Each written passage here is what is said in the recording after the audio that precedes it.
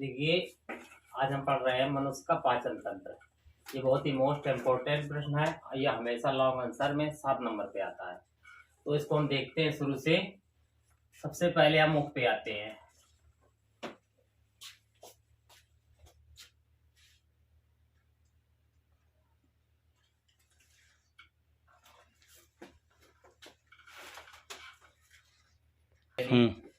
यहाँ पर सबसे पहले ये होता है मुख। ये होता है मुख। और मुख से जैसे ये मुख खुलता है इसे कहते हैं मुख गुहा। और यहाँ पर इस स्थान पर 3 जोड़ी लार ग्रंथियां होती हैं। यहाँ पर एक यहाँ है लार ग्रंथियां।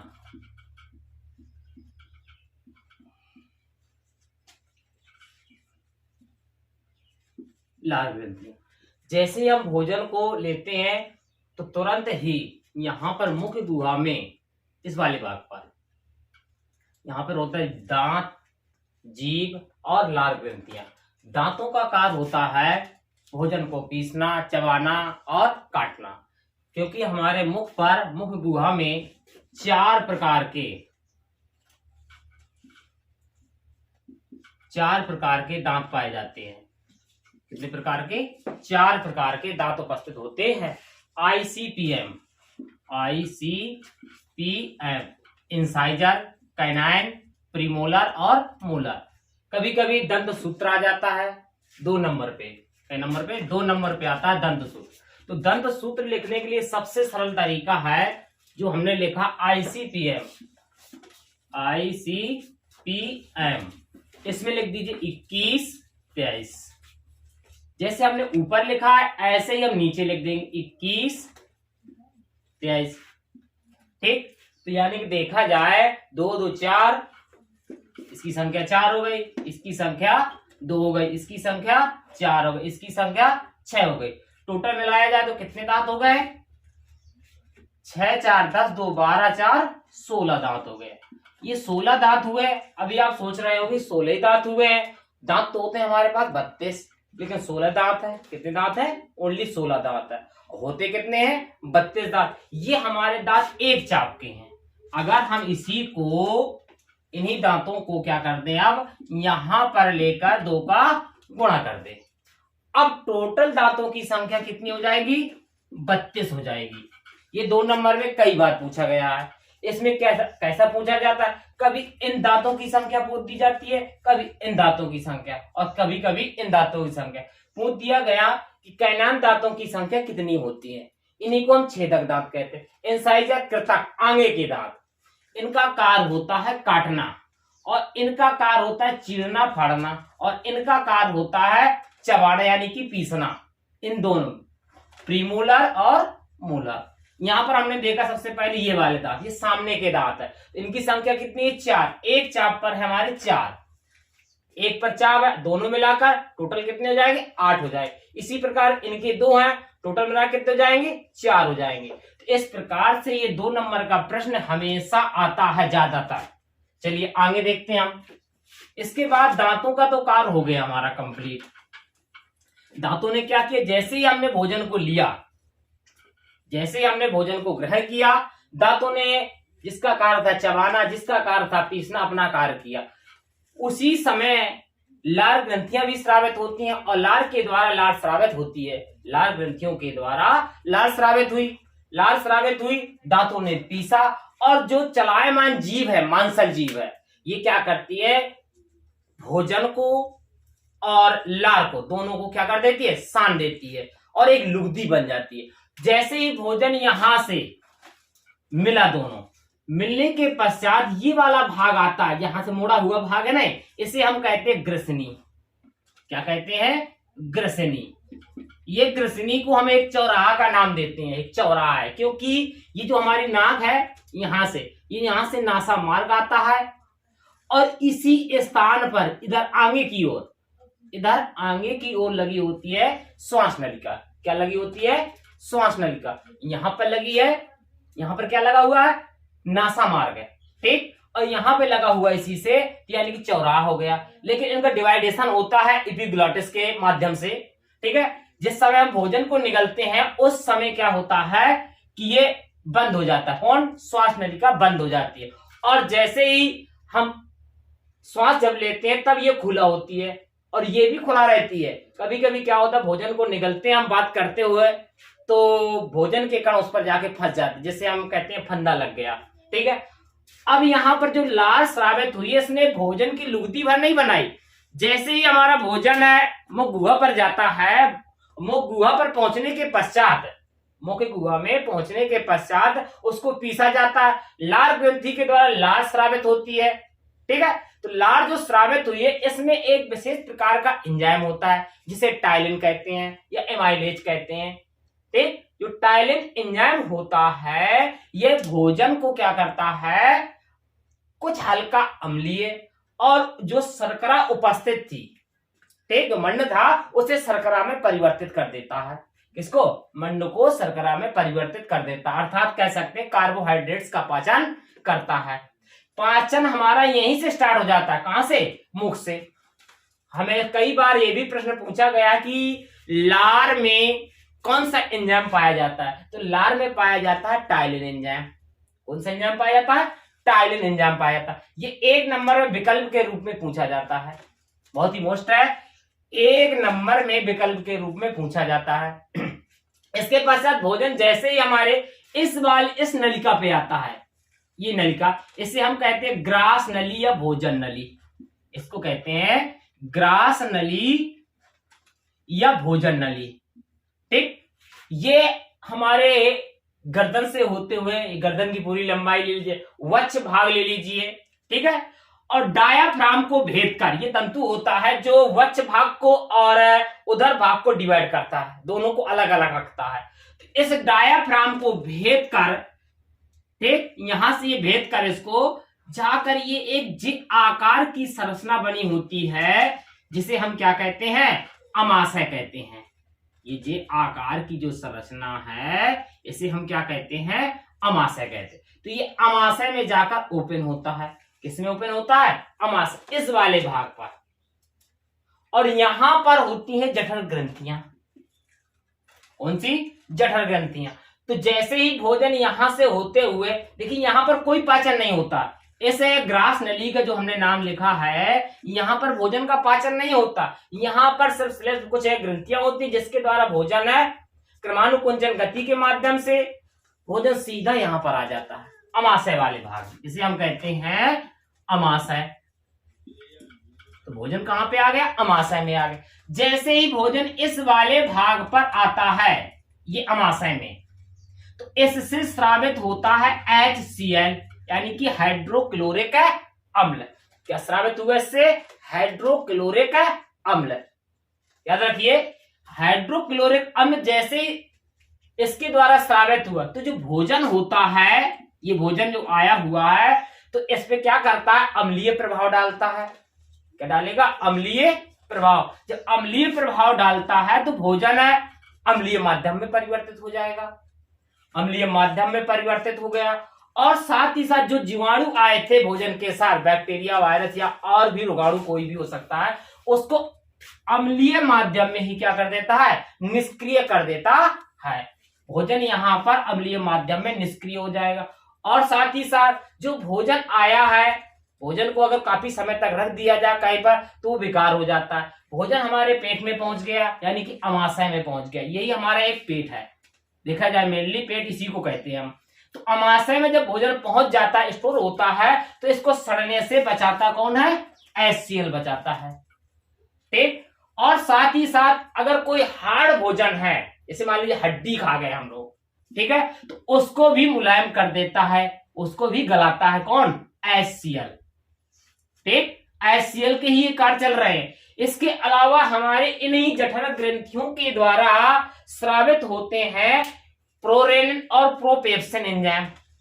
प्रोरेनिन और प्रोपेप्सिन जो एंजाइम होते हैं वो निष्क्रिय अवस्था पे होते हैं, लेकिन HCl क्या करता है? इन्हें सक्रिय अवस्था में परिवर्तित कर देता है, यानी कि एक्टिव कर देता है। किनको? प्रोपेप्सिन और प्रोरेनिन एंजाइम, दोनों एंजाइमों को क्या करेगा? सक्रिय कर देगा।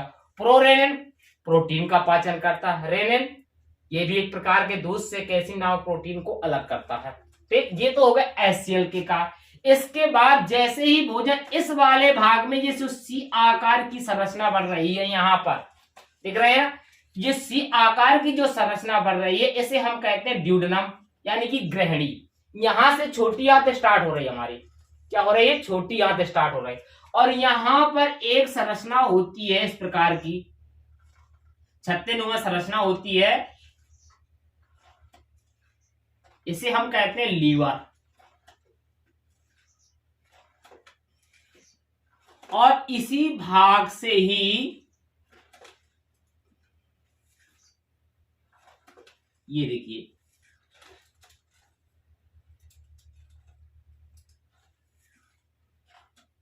ये एक पत्तीनुमा संरचना लगी होती है।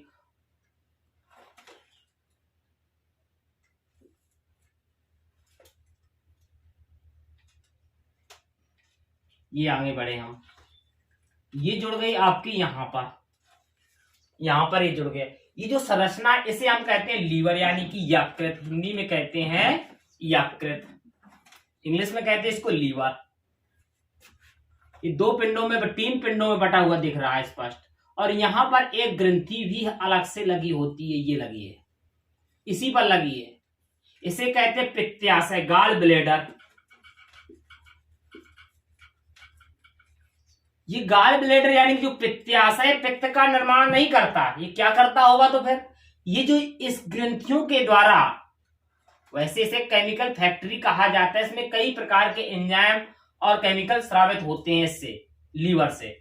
लेकिन यहां पर हम सिर्फ पाचन के बारे में पढ़ रहे हैं, तो इसका थोड़ा सा ही कार्य बताएंगे हम, ज्यादा कुछ कार्य नहीं बताएंगे जितना हमारे उपयोग में है, क्योंकि पेपर का समय चल रहा है और हमें इससे जो प्रश्न आते हैं उसके बारे में देखना है। यहां पर ये लगा हुआ अग्न्याशय,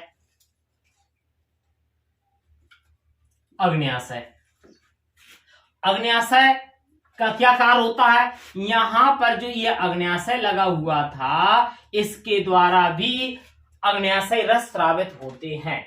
अब ये भाग जैसे ही भोजन यहां से जो कार्य होना था, एचसीएल का, प्रोरेनिन का, प्रोपेप्सिन अपना कार्य करने के पश्चात, ठीक, तो भोजन की जो लुगदी बनेगी तो आगे की ओर और बढ़ेगी, साथ ही साथ इसमें जल भी मिक्स हुआ है, तभी वो लुगदी बन पाया था। यहां से भोजन पर जैसे ही यहां पर आया तो यहां से स्रावित होता, इन्हें कहते हैं पित्तवाहिनी।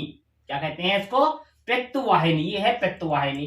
तो जो लीवर के द्वारा जो पित्त रस स्रावित होता है वो पित्ताशय में कलेक्ट होता रहता, और इसके द्वारा इसके निचले भाग में, किसके, ड्यूडेनम यानी कि ग्रहणी, इसे हम कहते हैं ग्रहणी, ठीक, ग्रहणी के निचले भाग में ये ओपन होती है। साथ ही साथ अग्न्याशय भी इसी के निचले भाग में, दोनों एक ही नलिका के द्वारा ओपन हो रही हैं। यहां पर भोजन आया, यहां पर भोजन का जो माध्यम था अम्लीय था। कैसा माध्यम था, अम्लीय माध्यम था। तो जैसे भोजन यहां पर आता वो क्षारीय माध्यम में परिवर्तित कर दिया जाता है, क्योंकि पित्तरस का जो स्वभाव है कैसा है, क्षारीय है। पित्तरस जो होता है वो क्षारीय होता है। तो जो बैक्टीरिया, वायरस या रोगाणु यहां पर शेष रह गए थे, यानी कि नष्ट नहीं हुए थे, किसके माध्यम से, अम्ल के माध्यम से, वो नष्ट हो जाते हैं किसके माध्यम से, इस पित्त रस के क्षारीय माध्यम के द्वारा नष्ट हो जाते हैं। और साथ ही साथ इसके द्वारा,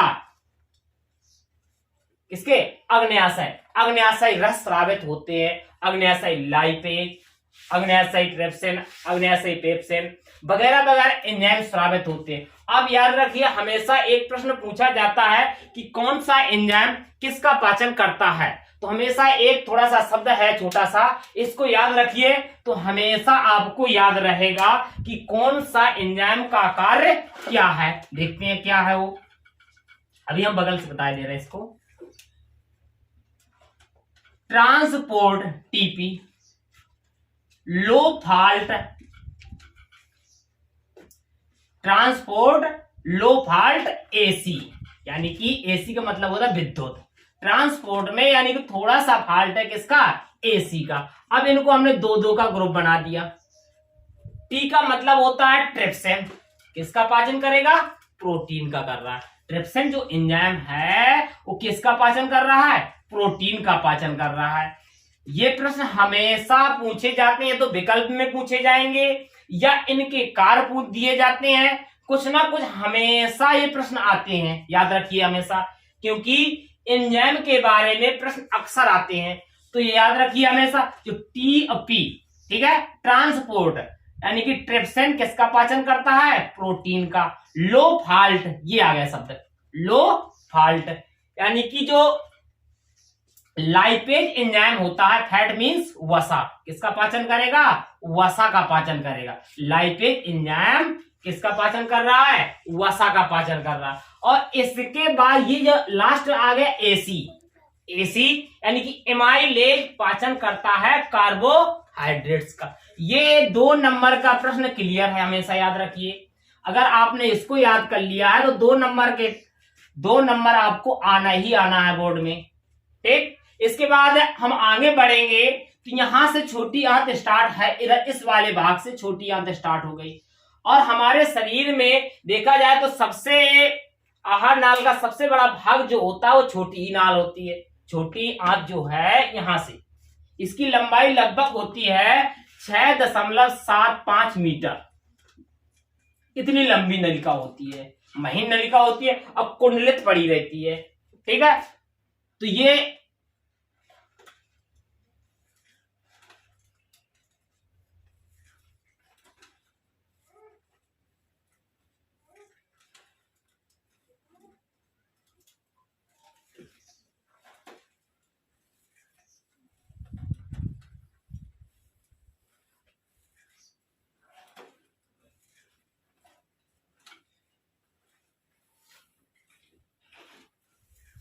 नलिका जो आई इस प्रकार से यहां पर ये कुंडलित पड़ी होती है, यहां पर ये कुंडलित पड़ी है, इसे हम कहते हैं छोटी आंत। वैसे छोटी आंत आपका ये है, छोटी आंत के 3 भाग होते हैं, ड्यूडेनम, जेजुनम, इलियम, 3 भाग होते हैं। लेकिन डायरेक्ट क्या किया जाता है, हाई स्कूल लेवल तक सीधा सीधा नाम दे दिया जाता है, इसको क्या? छोटी आंत नाम दे दिया जाता है, छोटी आंत, ठीक। तो ये छोटी आंत कुंडलित पड़ी हुई है।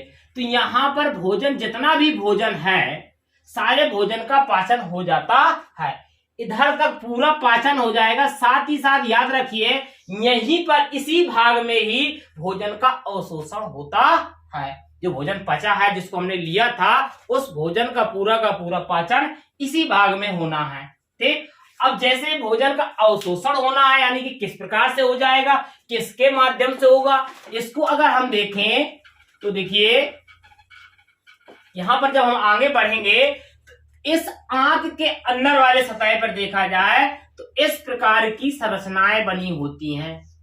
ये दिख रहा है, इस प्रकार की संरचना बनी होती हैं। और इसकी जो कोशिकाएं होती हैं इस प्रकार की, ये कोशिकाएं हैं। तो कुछ कोशिकाएं इस प्रकार की भी होती हैं, इस प्रकार से, यानी कि कहने का मतलब जैसे ये कोशिका है तो ये कोशिका इस प्रकार की होगी, ठीक। और कुछ कोशिकाएं सेम टू सेम इस प्रकार से लगी रहेंगी। तो इसका जो आकार है देखा जाए इस प्रकार से रहता है, अंगुली के समान प्रवर्ध रहता है। इसे हम कहते हैं रंसाकुर। कुछ छोटे होते हैं, कुछ बड़े होते हैं, कुछ छोटे रहेंगे और कुछ बड़े रहेंगे। जो बड़े हैं उन्हें रंसाकुर और जो छोटे हैं उन्हें सूक्ष्म रंसाकुर कहते हैं। जैसे भोजन इनके माध्यम पर आया, इनके संपर्क में आया, इस पोषक तत्वों को अवशोषण कर लिया जाता है। अगर हम इसके अंदर का भाग देखेंगे तो यहां पर ब्लड केशिका, लसिका केशिका उपस्थित होती हैं। यहां से भोजन अवशोषित हुआ और सीधा पहुंच गया लसिका में या ब्लड केशिकाओं पर और हमारे फिर शरीर पर चला जाता। कहा जाए कि अवशोषण किसके माध्यम से होता, तो छोटी आंत पर उपस्थित रंसाकुरों के माध्यम से होता है, ठीक। इन रंसाकुरों की उपस्थिति के कारण इसका जो अवशोषण सतह है 600 गुना बढ़ जाता है। कितना बढ़ गया? 600 गुना बढ़ जाता है। यहां पर भी एंजाइम स्रावित होते हैं। इसमें क्या है, जैसे हमें नहीं याद आ रहे कि कौन से एंजाइम है, सीधा सीधा इन्हीं एंजाइमों में नाम लगा दीजिए। आत्रीय ट्रिप्सिन, आत्रीय एमाइलेज, आत्रीय लाइपेज। तो यही एंजाइम हो गए आपके कौन से। इसके अलावा भी अगर और देखें हम छोटी आंत के एंजाइमों के, लाइपेज हो गया, अब आपको फैक्टेज वगैरह वगैरह एंजाइमों के नाम दे सकते हैं हम, कई प्रकार के एंजाइम। तो जो भी एंजाइम है यहाँ पर स्रावित होंगे और लास्ट में सारा का सारा पाचन हो जाना है इस भाग में। अब आप सोच रहे होंगे कि ये जो भाग हमने जो मोटा सा थोड़ा सा बनाया हुआ है उल्टे यू आकार का, तो ये कौन है? इसका नाम है बड़ी आंत। क्या नाम है? बड़ी आंत। बहरहाल बड़ी आंत के बारे में नहीं पूछा जाता है, ज्यादातर छोटी आंत के बारे में पूछा जाता है इसमें, या फिर पूरा का पूरा पाचन तंत्र आता है तो वो आता है 7 नंबर पे। पूरा का पूरा पाचन तंत्र आएगा 7 नंबर पे आएगा। अगर बीच के प्रश्न पूछे जा रहे हैं तो 2 नंबर के 1 नंबर पे या इनके कार्य या इसके कार्य पूछे जाएंगे। ठीक है, अब हमें इस बड़ी आंत के बारे में जानते हैं। जो उल्टे यू आकार की जो संरचना है इसे हम कहते हैं बड़ी आंत। अगर हम इसको भी डिवाइड करें तो ये 3 भागों में डिवाइड होती है। जो ये वाला भाग है इसे हम कहते हैं सीकम, और जो ये वाला भाग है इधर से लेकर इधर तक का इसे कहते हैं कोलन, और ये जो लास्ट वाला भाग है ये इसे कहते हैं रेक्टम। ठीक, रेक्टम को हिंदी में हम कह सकते हैं मलाशय। मलाशय, ठीक है ना। तो ये यहां पर कोई पाचन नहीं होना है, यहां पर भोजन का कोई भी पाचन नहीं होना है। सिर्फ तो क्या होता होगा, क्यों लगा हुआ है अनावश्यक रूप से? अगर सोचे हम आखिर ये लगा क्यों है, तो फिर तो इसमें है कार्य क्या है, जो भोजन हमने लिया था, आपको मालूम है भोजन को किया हमने, पानी भी पिया, तो पानी और भोजन ठीक सब दोनों एक साथ मिले हुए हैं, दोनों एक साथ मिले हुए हैं, लेकिन अंत में दोनों का रास्ता अलग अलग हो जाता है। तो देखिए, तो जो भोजन आया यहां से यहां तक, यहां पर जो अवशोषण हुआ था पोषक तत्वों का हुआ था, जल का तो अवशोषण हुआ नहीं है। तो जो जल का अवशोषण होना है वो कहां पर होना है? बड़ी आंत में होना है। इस वाले भाग में किसका अवशोषण होना है? जल का अवशोषण होना है। ठीक, तो यहां पर जल का अवशोषण होगा और उसे अर्धठोसीय अवस्था में इस वाले भाग पर इकट्ठा कर दिया जाता है और जो मनुष्य की इच्छा के अनुसार बाहर त्याग दिया जाता है। अब यहाँ पर एक छोटा सा भाग ये वाला रह गया, आखिर ये है क्या? ये वाला भाग इसे कहते हैं अपेंडिक्स, कृमि रूपी परिशेषिका। हिंदी में कहेंगे कृमि रूपी परिशेषिका, अपेंडिक्स। लेकिन अब यह सक्रिय अवस्था में नहीं है, ये सिर्फ निष्क्रिय अवस्था में है, अर्थात हम कह सकते हैं ये अवशेषी अंग है। ये हमारे पूर्वजों में क्या थी? विकसित थी। ठीक, जो सेल्यूलोज का पाचन करती थी। जब हम लोग कच्चा बिना पका हुआ भोजन का सेवन करते थे तब इसका उपयोग होता था।